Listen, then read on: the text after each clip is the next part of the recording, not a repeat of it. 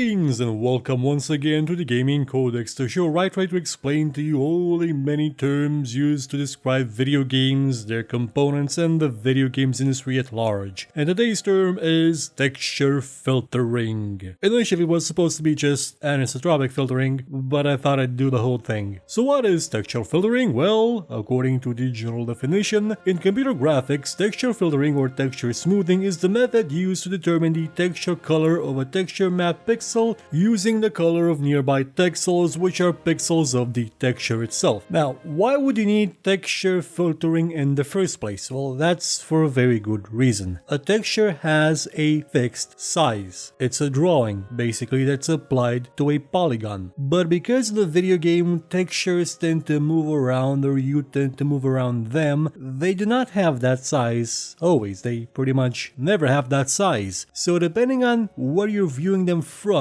and at what angle, they will look like crap. They need work to actually get them to look how they should. And that's when they're properly scaled and not skewed and stretched out horribly like you see sometimes in bugs and some really weird morphing glitches where the character just sort of gets spread out over the entire screen. Filtering is applied in two ways. One of them is magnification, which means that the texture, as you're getting closer to it, is sort of improved upon so that it doesn't look completely and totally and utterly pixelated when you're scrunched up with your nose right next to it. The other kind of filtration is minification, which is apparently a word in English. I never knew about it. I thought it would be minimizing. But it does basically the same thing to shrink the texture so at a distance it doesn't look simply like some kind of kooky goo with abstract colors and nothing that actually is understandable. One very important part of texture mapping is MIP mapping. It's when the game basically judges what's visible to you at a normal detail because it's close by, at a medium detail because it's a bit far away, and basically gobbledygook because it's very far away. MIP maps are versions of that texture that are generated and put into the game as a means to not, overtax the computer for nothing, because you're not gonna see a 4K texture constantly when it's on the other side of the map, but you just sort of see a little bit of a gleam of it. And because MIP mapping tends to work in squares, you sort of see exactly where the textures switch between their versions. So that's where proper filtration comes in. Depending on what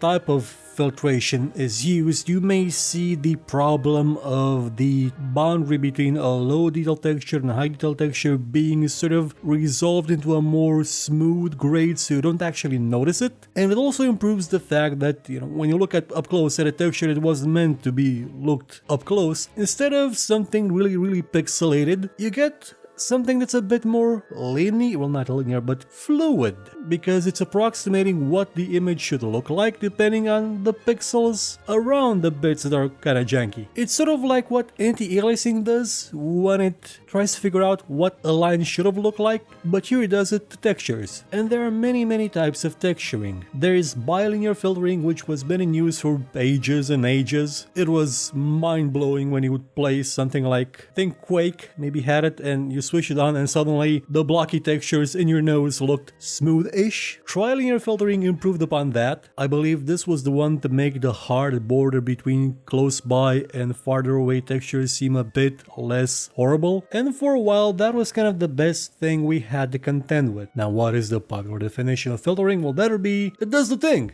like AF does. AF, of course, being anisotropic filtering, which is the current type of filtering. This one works with a different kind of idea. It works with the idea that not everything is a square, which is true. Your line of sight in a game, not really a square. Objects in a game, not a square either. The pixels in a game, technically not always square. How exactly you see a texture projected on a plane from a certain distance, definitely not a square. So anisotropic filtering sort of takes into account the idea that things are not squares and will filter them with that idea in mind. So things that are a bit further from you but still well within your field of view will look a bit sharper. Not only that, but you can tune exactly how much filtering you actually want. It's not an actual amount of it.